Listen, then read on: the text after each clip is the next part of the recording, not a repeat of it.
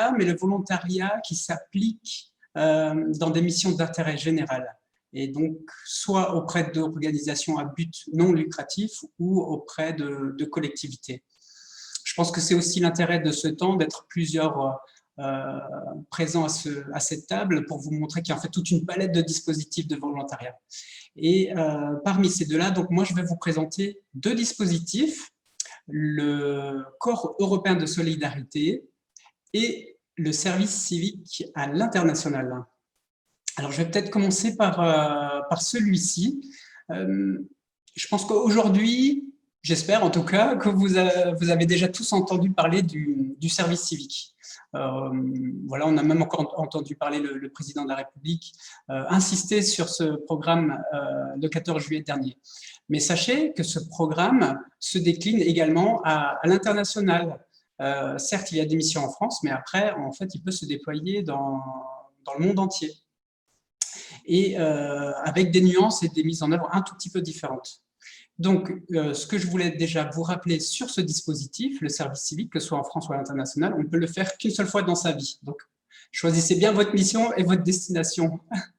L'autre point qui est important, c'est que c'est un dispositif donc, pour les jeunes de 18 à 25 ans et plus, jusqu'à 30 pour les personnes en situation de handicap.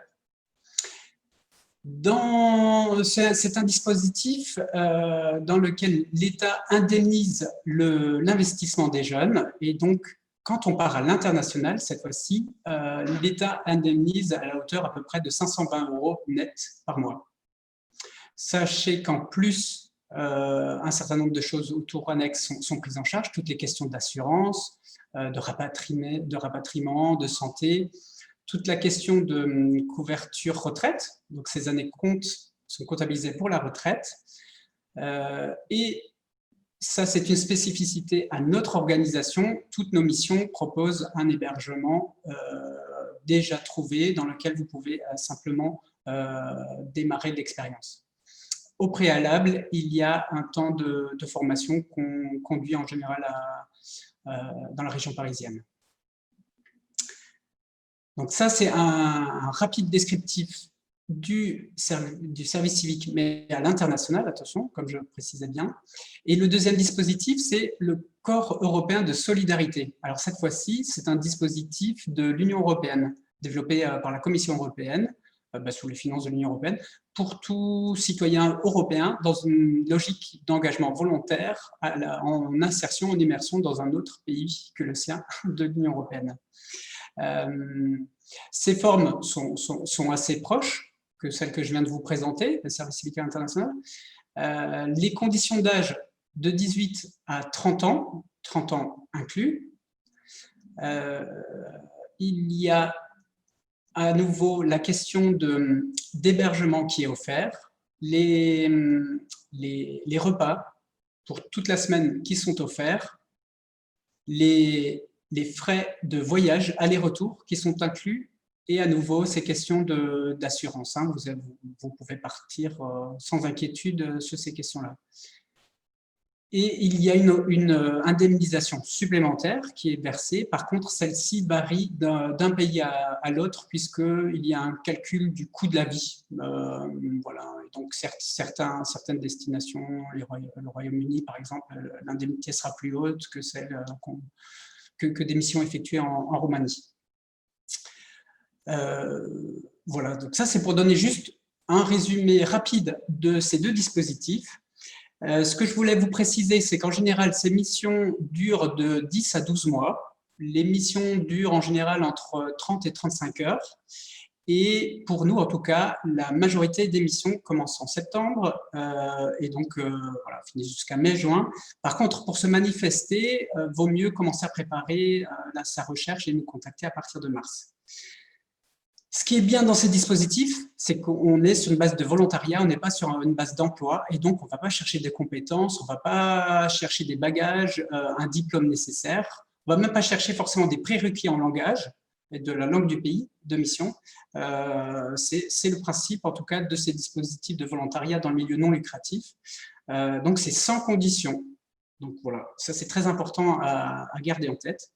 Et puis, voilà, juste pour vous donner quelques exemples de missions, c'est pour vous dire, s'occuper de l'accueil de migrants en Italie, s'occuper de personnes en situation de handicap en République tchèque, faire du soutien scolaire à Berlin, en Allemagne, partir dans un ranch, faire de l'agroéconomie aux États-Unis, s'occuper d'un site archéologique en Israël, faire des actions de quartier sportifs en Espagne.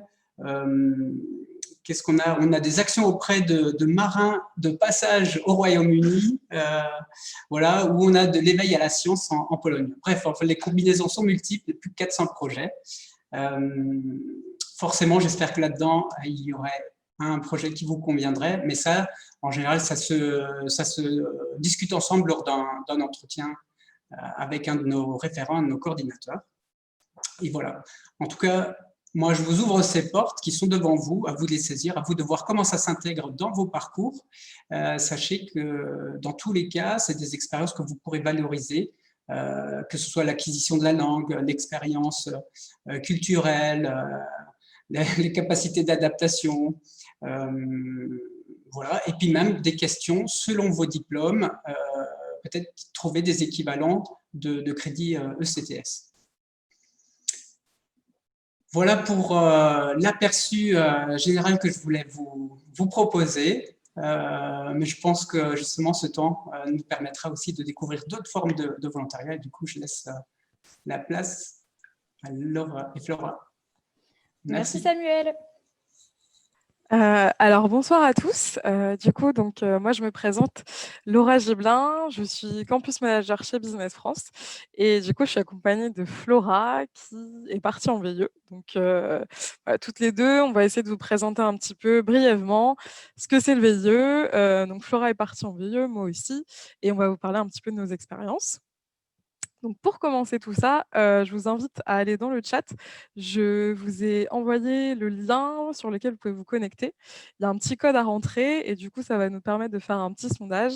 Voilà, donc on vous a posé une petite question. Hop là.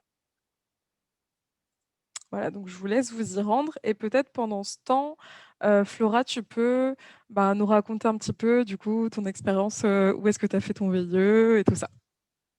Ouais, parfait. Merci Laura pour cette introduction. Donc moi, je m'appelle Flora Gradvol. Je suis actuellement chargée de projet international dans le domaine des équipements médicaux et des services médicaux chez Philips, donc une entreprise à dimension internationale. Et il y a 2-3 ans de ça, j'ai effectué un VIE pendant 2 ans à Francfort, du coup en Allemagne, juste de l'autre côté de la frontière, au sein du laboratoire Sanofi.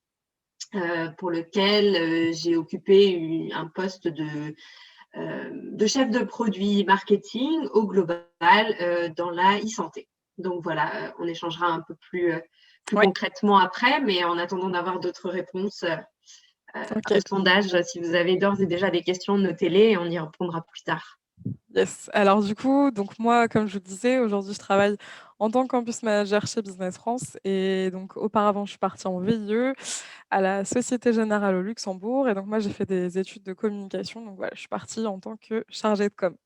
Donc, je vois qu'on a un petit peu de réponses déjà. Donc, vous pouvez le voir apparaître sur votre écran. Donc, c'est un petit peu mitigé, mais on a quand même une majorité de personnes qui connaissent un petit peu le dispositif. Donc, pour ceux qui ne connaissent pas, du coup, je vais vous faire une petite intro pour vous présenter tout ça. Et après, on va vraiment entrer dans le vif du sujet. Donc, le volontariat international en entreprise. Donc, on a volontariat international en entreprise et volontariat international en administration. Donc, ces deux dispositifs, ils sont gérés par Business France et ils sont dans le cadre d'une législation. Donc, en fait, un VIE, vous allez pouvoir...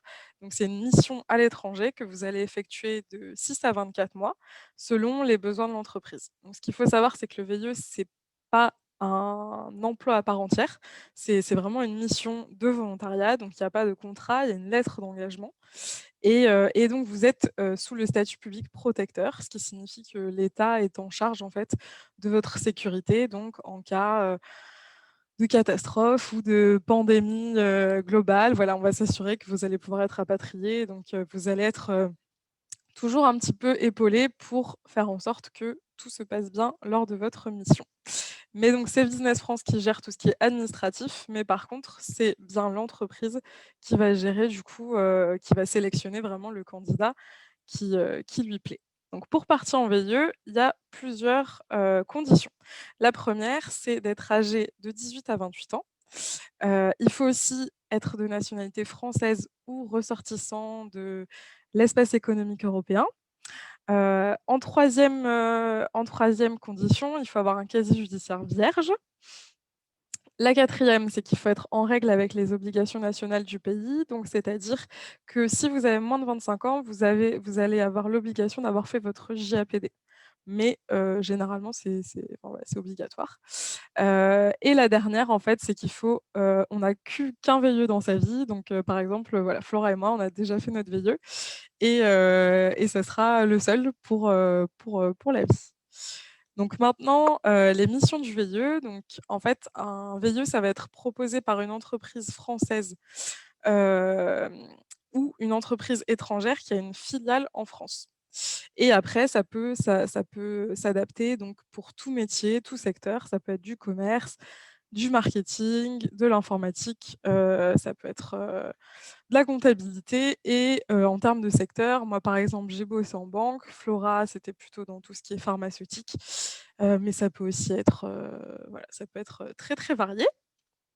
Et du coup, maintenant, on va vous expliquer un petit peu donc quand est-ce qu'on peut trouver un VIE? Comment on peut trouver un VIE? Donc en fait, l'idée, le VIE, souvent, ça s'adapte très bien, on va dire, aux personnes qui sont en fin de cursus, qui vont être diplômées. Donc par exemple, moi, ça a été mon cas. J'ai eu mon VIE à l'issue de mon master 2, mais il faut savoir que c'est pas le seul cas de figure. On peut aussi très bien être en CDI et vouloir proposer à son entreprise de faire un VIE, ou bien être en CDD et partir à la suite de ça en VIE, voilà. Donc même en ayant un pied dans le monde du travail, c'est tout à fait adapté. Et on a aussi un autre cas de figure qui est de faire son VIE en tant que stage de fin d'études. Donc si vous avez 6 mois de stage à réaliser à la fin de votre cursus, vous pouvez en fait partir en étant conventionné en tant que stagiaire, et ensuite vous allez poursuivre sur une mission de VIE. Donc ça peut être très avantageux. Et voilà, et vous pouvez enfin être ambassadeur de la formule, ça on y reviendra un petit peu plus tard. Et du coup, Flora, est-ce que tu peux nous dire toi, quand est-ce que tu as trouvé ton VIE? Oui, alors moi, je suis partie en VIE à la suite d'une période de CDD. Donc après, dans une entreprise X, on m'a pas forcément proposé un CDI ou une autre mission. Donc j'ai décidé de me tourner vers une opportunité à l'international. Et pour moi, le VIE, c'était une expérience un petit peu clé en main. Et j'ai commencé à chercher mon VIE, pour être tout à fait exact, aux alentours de septembre 2016, et je suis partie en juin 2017. Comme ça vous D'accord. donne une petite idée du timing qu'il m'a Ouais. fallu entre ma recherche assez active, les entretiens et ensuite le départ dans le pays. OK, voilà. Donc, Oui, si je peux juste compléter, j'avais un petit peu moins de 2 ans d'expérience professionnelle. Donc effectivement, comme tu le disais, ça s'adresse pas uniquement aux étudiants qui sont ouais, juste diplômés, mais ça peut aussi s'adresser aux jeunes professionnels. exactement, puisque vous avez jusqu'à la veille de vos 29 ans pour partir. Donc, voilà, vous avez encore tout le temps. Donc moi, pour vous donner une idée en termes de timing, j'ai commencé à chercher vers le mois de mai 2018, et j'ai commencé ma mission en octobre 2018. Mais bon, ça, on y reviendra un petit peu plus tard. Du coup, donc comment trouver son VIE? La première chose du coup qu'on va vous présenter, c'est CiviWeb. Donc CiviWeb, c'est la plateforme en fait qui va recenser un très, très grand nombre, d'offres VIE. Donc c'est là-dessus que les entreprises vont poster leurs offres, et donc vous allez pouvoir en fait, déposer votre CV et vous rendre visible dans la CV Tech, et donc du coup pouvoir postuler et tout ça. Donc c'est une petite mine d'or si vous êtes à la recherche d'un VIE. C'est vraiment le site sur lequel il faut être inscrit. Et donc il y a aussi tout un tas d'informations sur des témoignages, des actualités. Vous allez pouvoir aussi trouver toutes les infos sur les indemnités. Donc voilà, ça va vous permettre aussi de pouvoir affiner un petit peu votre projet de VIE. Et donc du coup, voilà, CiviWeb, c'est pas le seul moyen pour trouver un VIE, mais c'est quand même une grosse mine d'or. Donc du coup, Flora, toi, est-ce que tu peux nous dire comment est-ce que tu as trouvé ton VIE, justement? Oui, moi j'ai trouvé mon VIE sur le site CiviWeb, justement. Ok. Donc c'était l'entreprise Sanofi qui publie ses offres de VIE sur le site CiviWeb, avec ensuite le processus de candidature qui est très clairement expliqué sur le site CiviWeb et qui vous oriente dans l'envoi de CV, de lettres de motivation, etc. OK, voilà. Et donc moi, pour vous donner un petit ordre d'idée, j'ai trouvé par contre mon offre de VIE sur le site carrière de la Société Générale. Donc c'est pour ça qu'en fait, CiviWeb, ça va pas être le seul canal. Vous allez pouvoir avoir énormément d'offres, mais si vous avez vraiment pour projet de partir en VIE, ça peut être intéressant pour vous d'aller voir aussi sur d'autres canaux. Donc par exemple, les sites carrières des grands groupes, parce qu'il y a la majorité des entreprises du CAC 40 qui justement sont en recherche de VIE. Donc ça peut être une bonne piste à explorer. Après, il y a aussi tout ce qui est réseaux sociaux, où là, vous allez pouvoir trouver des offres sur LinkedIn, sur les groupes alumni des écoles, ou encore, il y a des groupes Facebook, notamment, il y a un groupe qui s'appelle Volontariat international en entreprise, VIE, où parfois les anciens VIE déposent des offres. Et là, ça peut être super intéressant parce que voilà, vous avez accès en direct à des offres d'anciens VIE et c'est aussi voilà, encore une fois, une mine d'or d'informations. Vous allez pouvoir avoir beaucoup de réponses à vos questions. Et enfin, il y a tout ce qui est candidature spontanée, où là, si vous avez en tête une entreprise qui vous plaît énormément, ou bien si vous avez effectué votre stage ou votre alternance dans une boîte et que vous avez envie de leur proposer la formule, voilà, il ne faut vraiment pas hésiter.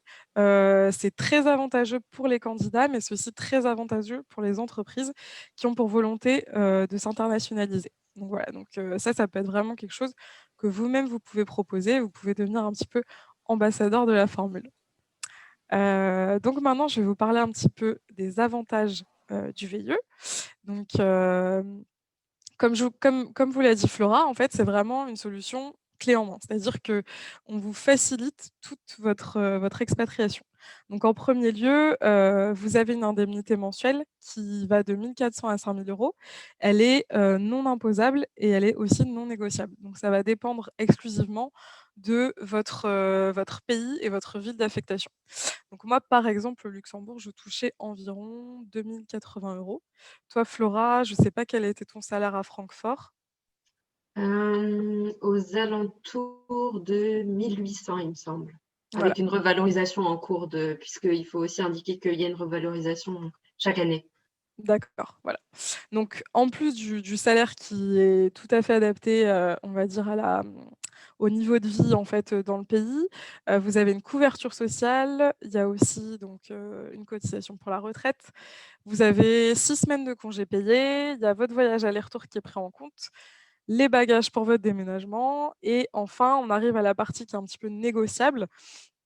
C'est en fait, la prise en charge du logement. Donc il va y avoir des pays qui imposent une prise en charge du logement, mais la majorité ne l'impose pas. Donc ça, c'est au bon vouloir de l'entreprise et ça va être à vous un petit peu de négocier avec eux. Ils peuvent vous mettre à disposition un logement en nature ou bien, vous verser une somme pour, votre loyer. Et donc comme je vous le disais auparavant, on a aussi le statut public protecteur, donc qui vous protège en cas de difficulté.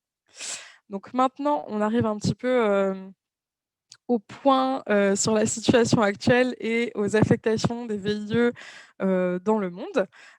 Donc du coup, comme, là, vous avez un petit peu le top, des pays qui font partir des VIE, donc c'était avant covid. Maintenant, voilà, les États-Unis, comme vous le savez, ils ont fermé leurs frontières, donc on n'en voit plus de VIE.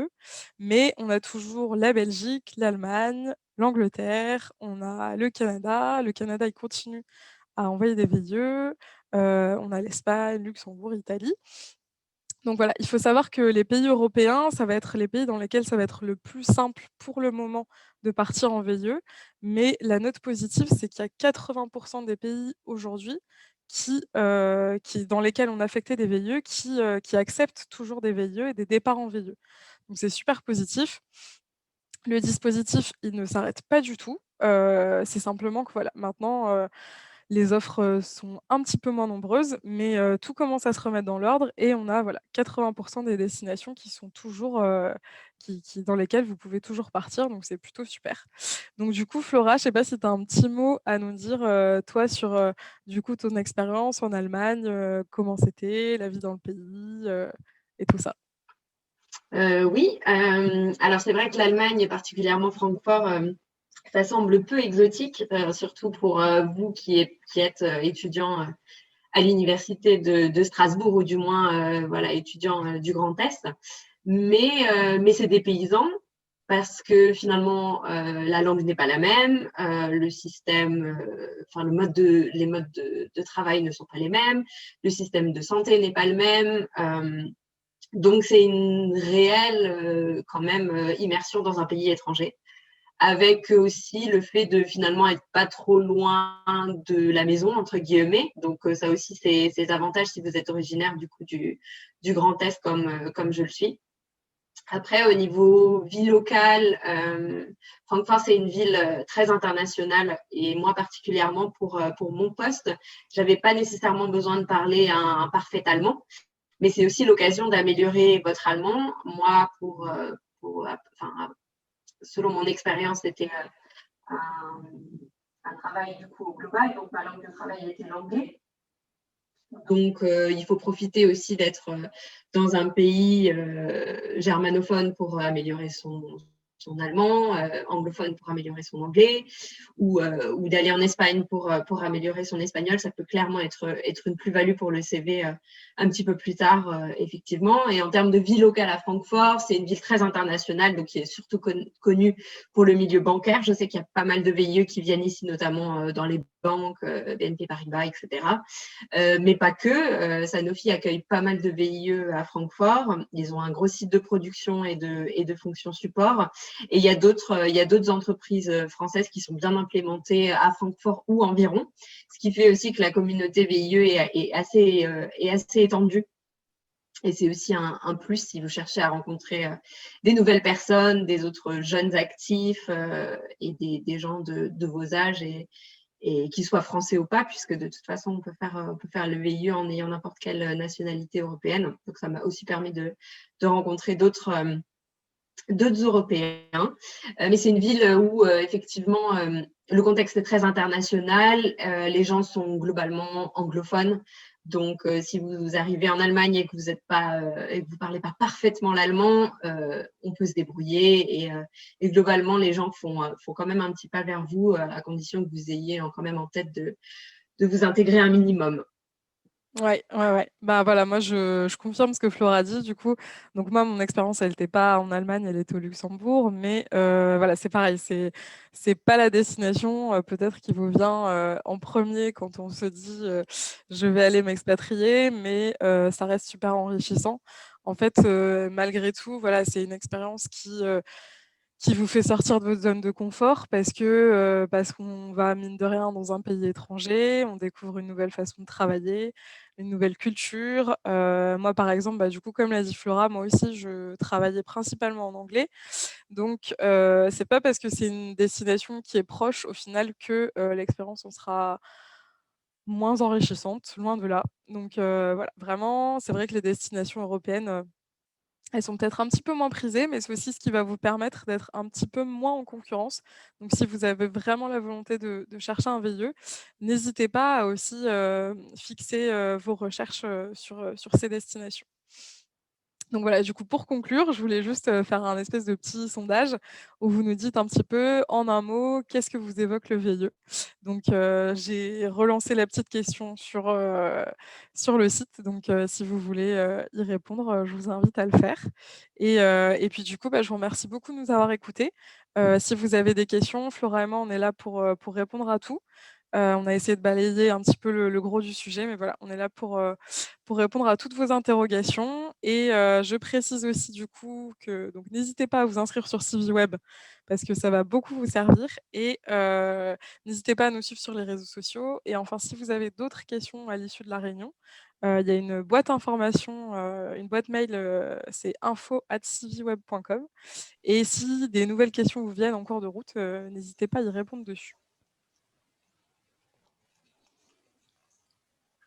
Voilà, donc je vois qu'on a unique découvrir expérience, mobilité, enrichissant voyage. Donc je suis tout à fait d'accord avec vous et du coup Justine, je te repasse la parole. Merci. Déjà, merci à tous les trois pour votre présentation, très, très claire, très concise et pleine, et bien imagée, bien illustrée. J'avais recueilli quelques questions qui avaient été communiquées lors de vos inscriptions et j'essayerai de switcher entre celles qui sont posées sur le chat. Si vous en avez, n'hésitez surtout pas à les poser ou peut-être même à prendre la parole pour ceux qui se sentent à l'aise de discuter avec nous. Autrement, je vais parler d'un sujet un petit peu d'actualité. Je ne sais pas lequel de vous trois se sent le plus à l'aise de me répondre, mais je vais vous demander, avec la crise actuelle, comment on fait pour savoir dans quel pays on peut aller et comment aborder en fait les pays malgré le contexte sanitaire un petit peu compliqué. Ok, bah moi je peux répondre déjà pour le côté VIE. Du coup, comme je vous le disais, aujourd'hui, il y a 80% des pays dans lesquels on a affecté des VIE qui ont à nouveau qui prennent à nouveau des VIE. Et donc, du coup, voilà, les procédures sont exactement les mêmes qu'avant Covid pour l'ensemble de ces pays-là. Donc, c'est super positif. Déjà, toutes les offres que vous allez trouver sur CiviWeb, c'est que potentiellement, on peut faire partir des VIE. Donc, n'hésitez pas à y postuler. Et voilà, donc pour vous donner un ordre d'idée, on affectait des VIE dans 135 pays. Aujourd'hui, on a à peu près 100 pays dans lesquels on peut à nouveau affecter des VIE. Donc, il y a certains pays qui restent fermés, par exemple États-Unis, Brésil, Argentine. Je ne les ai pas tous en tête, mais voilà, on a une liste de pays dans lesquels on ne peut pas envoyer de VIE, mais sachez que la majorité des pays peuvent en envoyer, peuvent en recevoir. Et surtout, voilà, comme je vous le disais, l'Europe, ça reste le plus facile à l'heure actuelle. Donc, si vous avez pour projet de vous expatrier, c'est vraiment les destinations à privilégier. Et sachez que voilà, tous les mois, on fait partir des VIE. Le mois dernier, il y en a eu des centaines qui sont partis, comme avant. Donc voilà, il ne faut vraiment pas hésiter. Les choses, elles sont en train de se remettre petit à petit dans le bain. J'ai une question dans le chat. Je me permets peut-être juste ouais. de compléter aussi pour donner le pendant. Hein, Bien sûr, pour, Samuel. le service civique international ou le Corps européen de solidarité. Là, je peux aussi plutôt rassurer tous ceux qui sont peut-être un peu inquiets face à cette situation. Vraiment vous rassurer que oui, des départs continuent à avoir lieu. Par contre, c'est vrai que les zones de champ d'action, les zones d'intervention, les pays en question voilà, la zone se restreint un tout petit peu, effectivement. On a la problématique, en tout cas, des visas, puisque là, vous ne venez pas en tant que touriste, vous venez vivre pendant un an dans le pays, donc il y a des visas spécifiques. Et là, effectivement, beaucoup de consulats sont fermés dès qu'on va au-delà de l'Union européenne. Donc nous, par exemple, nos projets aux États-Unis sont pour l'instant en pause, le temps d'avoir une meilleure visibilité sur l'ouverture des ambassades. Mais toutes nos actions, en tout cas en Europe, fonctionnent. On envoie des volontaires. Et puis aussi, peut-être préciser que vous partez avec un mandat de l'Union européenne. Par exemple, là, vous avez entendu parler de la Hongrie qui a fermé ses frontières. Mais à partir du moment où, par exemple, nous, nos volontaires partent avec un mandat de l'Union européenne, ils restent publics prioritaires et peuvent quand même rentrer dans le pays. On est là pour les assister. Et puis, retour d'expérience de la crise en mars, on est là aussi pour accompagner, quelle que soit la situation. Et nous sommes en lien en permanence avec les ambassades et les consulats du pays pour piloter pays par pays, situation par situation de chaque volontaire et pour être sûr que tout se passe bien. Samuel, du coup, tu peux peut-être répondre à la première question qu'il y a dans le chat qui dit « Peut-on effectuer un service civique et un VIE ?» Voilà, très très bonne question. Effectivement, et du coup ça c'est vraiment transversal. Les dispositifs, on peut le faire qu'une fois dans sa vie. Le VIE, on peut le faire qu'une fois. Le service civique à l'international, qu'une fois. Le Corps européen de solidarité, qu'une fois. Mais on peut les cumuler. Donc ça c'est la bonne nouvelle. Si vous voulez vous diversifier et essayer toutes les formes de volontariat, c'est possible. Mais chacun qu'une seule fois dans sa vie. Du coup, Flora ou Laura, vous vous sentez de répondre à la question de peut-on réaliser plusieurs missions VIE pour attendre les 24 mois? Du coup, je crois que Samuel, tu viens de répondre, si je ne me trompe pas. Non, du coup, en fait, il y a un seul VIE pour toute la vie, mais en fait, ce qui est possible, donc ça sera toujours pour la même entreprise. Donc, à partir du moment où vous débutez une mission, voilà, vous allez continuer cette mission pour cette entreprise. de 6 à 24 mois. Mais en fait, ce qu'il est possible parfois dans certains cas, c'est que votre entreprise peut décider donc soit de vous changer de poste au sein de l'entreprise, ce qui arrive régulièrement. Par exemple, si vous faites 2 ans, vous pouvez faire 1 an sur un premier poste et une deuxième année sur un autre.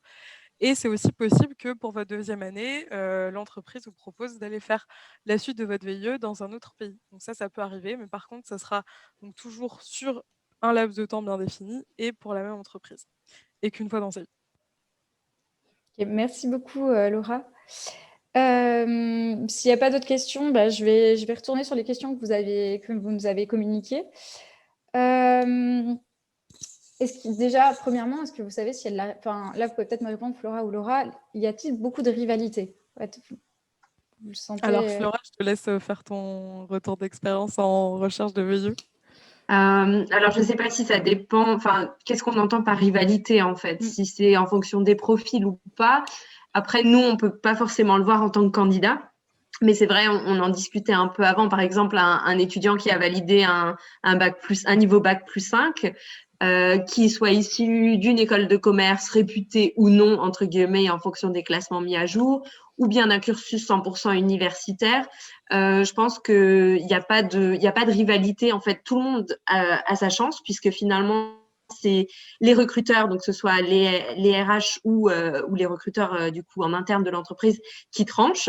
Et au même titre qu'une offre d'emploi franco-française, vous êtes en rivalité avec l'ensemble des candidats qui ont votre niveau potentiellement. Mais voilà ce que je peux dire.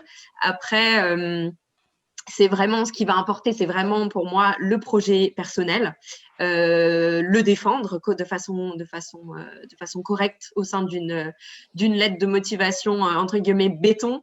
Je pense que vraiment l'argumentaire et l'argumentation de son projet professionnel, du fait que la mission VIE ou le service civique, peu importe, ou le VIA, s'inscrit parfaitement dans vos aspirations de carrière, dans le tournant que vous voulez donner à votre carrière pour X ou Y raison.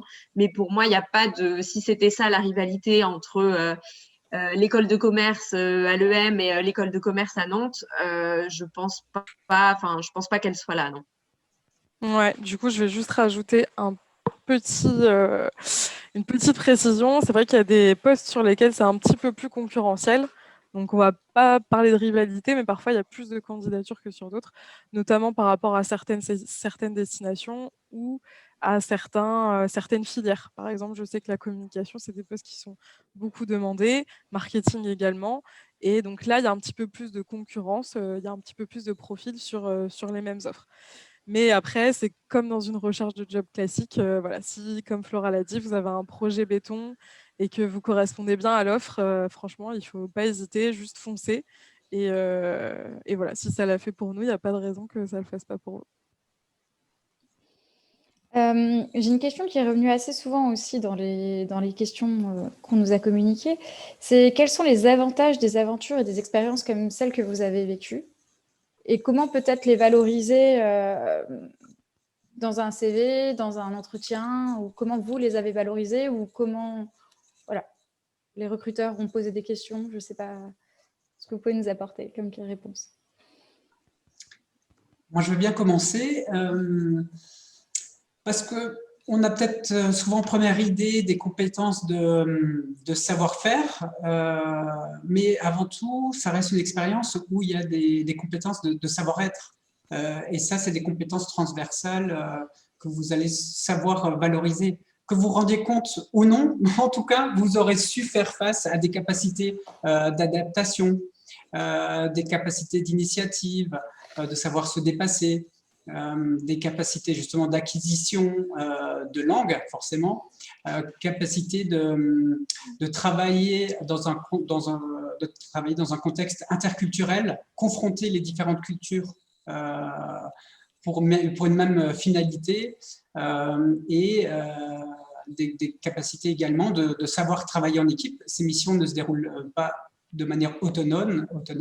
Vous allez forcément interagir avec d'autres personnes, d'autres acteurs du projet. Et la liste se rallonge.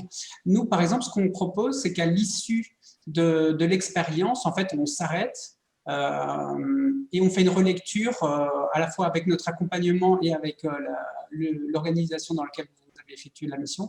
On s'arrête à la fin pour regarder ensemble l'acquisition de ces compétences. Et notamment, on les sanctionne sur deux formats. Un format qui est plutôt format européen, qui s'appelle le Use Pass. C'est un document élaboré par l'Union européenne, type reconnu, qui sanctionne l'acquisition de compétences clés qui sont clairement identifiées.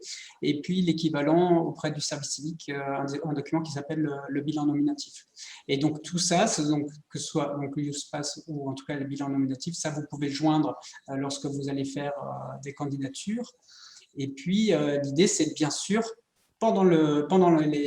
sur votre CV et pendant les entretiens, oser aborder clairement vos expériences et prendre du temps à valoriser justement ces expériences. Parce que quand vous allez être sur le marché du travail, à formation égale, vous aurez une expérience bien différente et qui sera très intéressante pour votre recruteur, et à vous de vous arrêter dessus et d'oser la réexpliquer et de montrer en quoi derrière le recruteur sera très intéressant. Merci Samuel. Laura, Flora, vous avez peut-être envie de compléter cette réponse? Alors ouais, moi je suis complètement d'accord avec Samuel.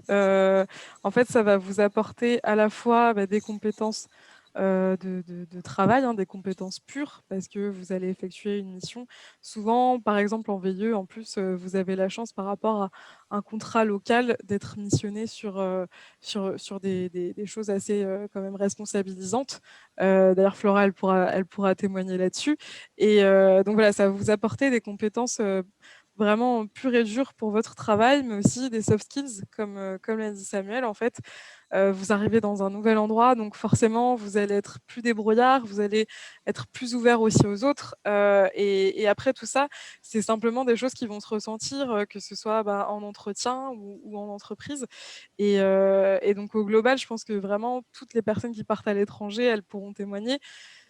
C'est quelque chose qui vous sert, et même si vous n'allez pas forcément vous en rendre compte, après, ça peut vraiment faire la différence sur un CV.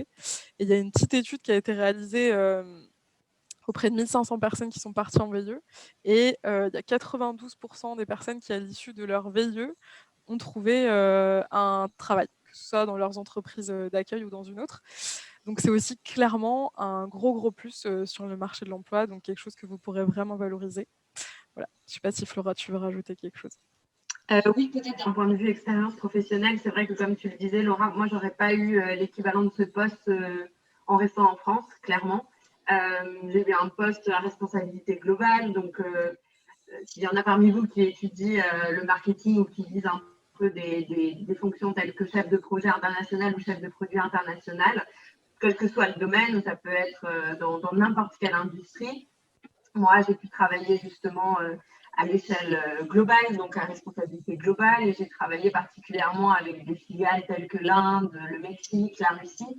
Et clairement, j'aurais pas eu ce genre de responsabilité. Alors évidemment, je dirigeais pas les projets, mais je prenais part à nombreuses réunions et à des points projets avec l'ensemble de mes collaborateurs. Que personne à qui j'aurais jamais été amenée à communiquer avec dans un poste franco-français. Moi, c'est vraiment ce qui m'a attirée. Comme l'ont dit Samuel et Laura, c'est le côté équipe pluridisciplinaire, interlocuteurs étrangers, vision internationale, etc. C'est vraiment ça, moi, qui m'attire dans une expérience étrangère et que j'ai vraiment pu trouver au sein d'un VIE. Et pour le coup, oui, ça m'a beaucoup servi puisque c'était une première expérience vraiment responsable de projet, marketing à l'international entre... on ne va pas rentrer dans les détails, mais entre le marketing, l'IT et le médical, et c'est clairement ce que je fais en ce moment. Donc, c'est clair, mon expérience actuelle chez Philips s'inscrit clairement dans la continuité du poste que j'ai eu chez Sanofi dans l'industrie de santé pure. Merci Flora pour ton retour. En tous les cas, merci à tous les trois, ça donne envie de tester l'expérience, de tenter l'expérience. Et ça fait rebondir sur une question qu'il y a dans le chat qui demande est-ce qu'il y a des inconvénients et des points négatifs? Est-ce que vous avez vécu de mauvaises expériences ou il y a des choses qui vous ont déçu ou qui n'étaient pas à la hauteur de vos attentes? Moi, je veux bien commencer. Alors, d'une manière générale, tous les jeunes qui reviennent de cette expérience en ressortent enchantés. Et souvent, ils disent, voilà, c'est une année pleine, tellement riche, c'est 10 années condensées en une, quoi. Donc, des inconvénients ou des points négatifs, pour nous, en tout cas, la plupart ressortent vraiment grandis, émerveillés par ces expériences, mais par contre, il n'y a pas forcément d'absence de difficultés, ça c'est clair.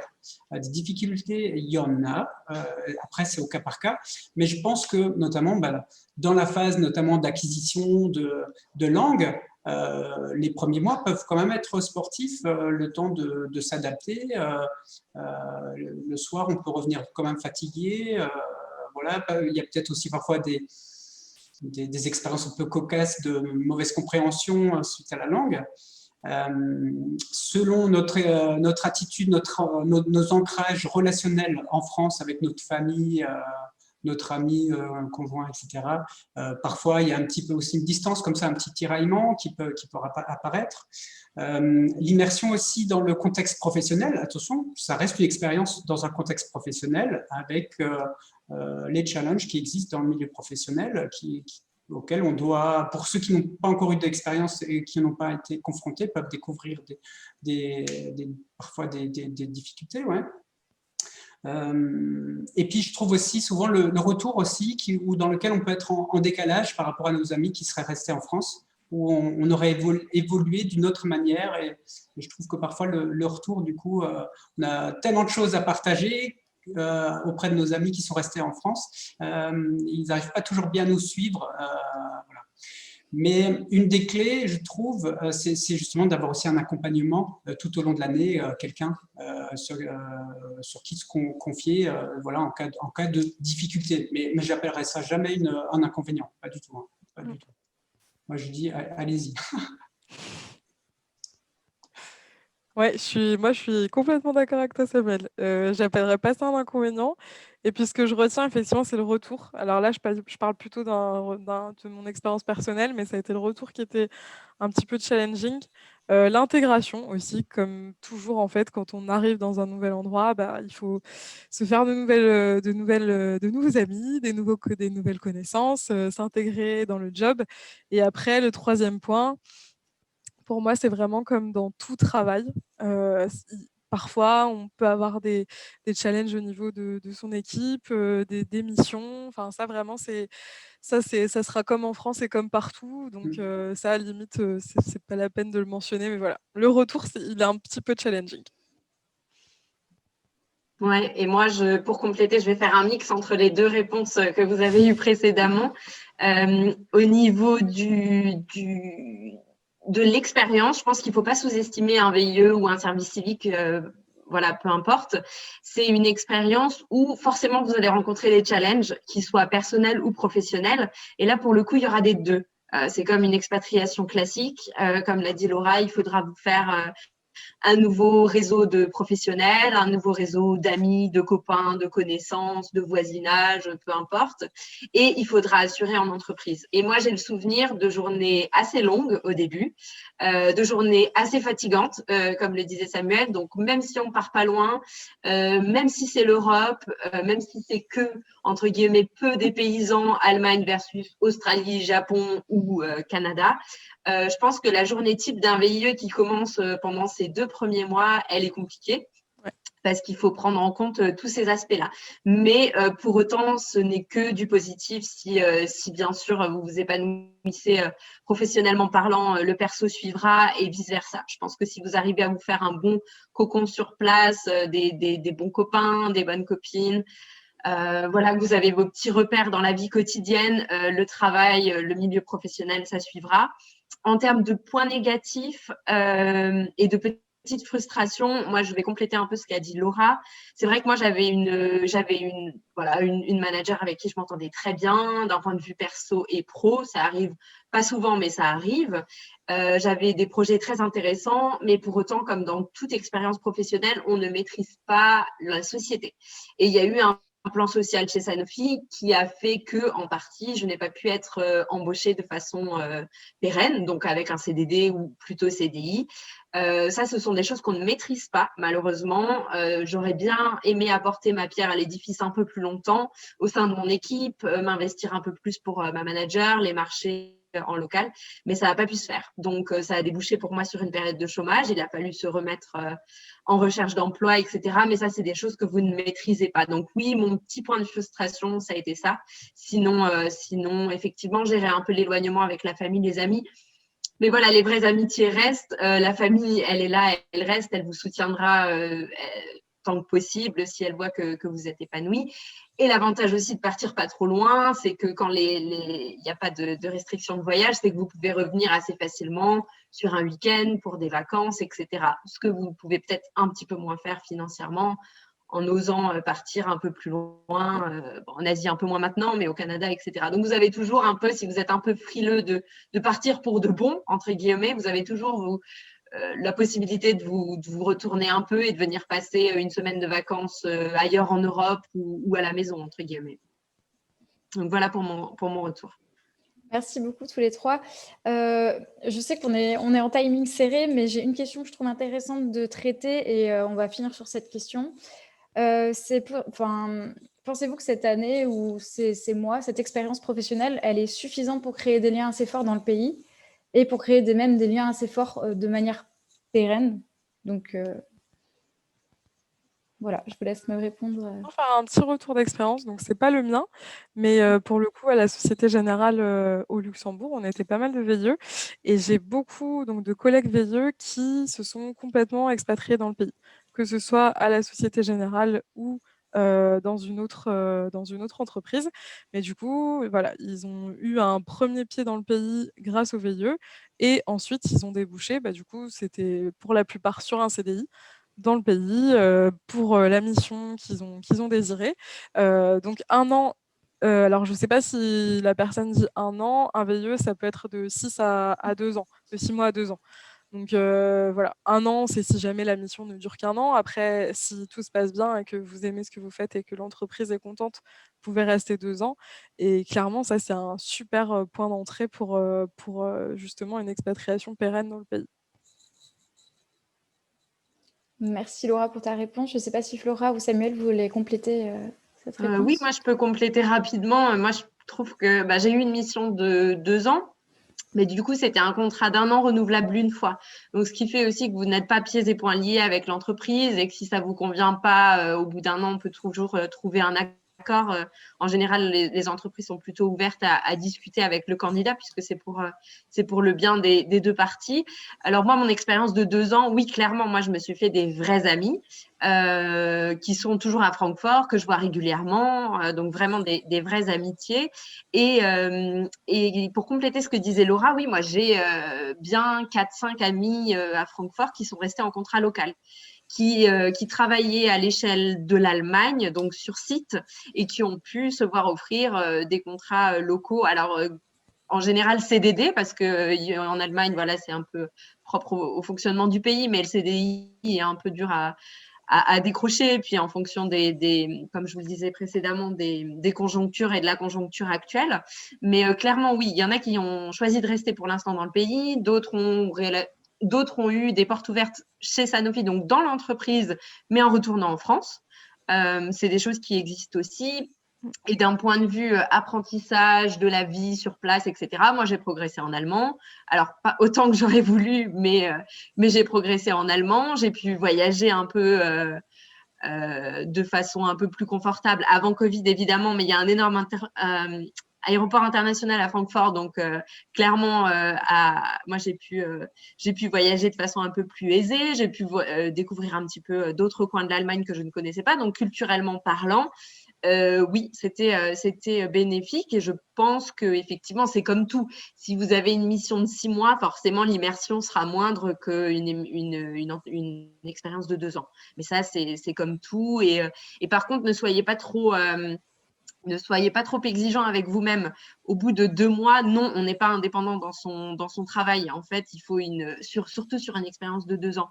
Je pense qu'il faut vraiment 4 à 6 mois pour commencer à avoir ce qu'on appelle un peu la routine, mais pas de façon négative, mais une routine dans son travail. Donc, ne soyez pas frustrés si vous avez une mission de 6 mois et que vos objectifs sont très clairs. Et très concis, là, ça ira. Mais si vous avez une mission assez longue, soyez pas trop exigeant avec vous-même. Clairement, le premier et le deuxième mois, vous n'allez faire qu'apprendre, que vous être en immersion dans le nouveau pays et dans la nouvelle entreprise, et ça prend du temps.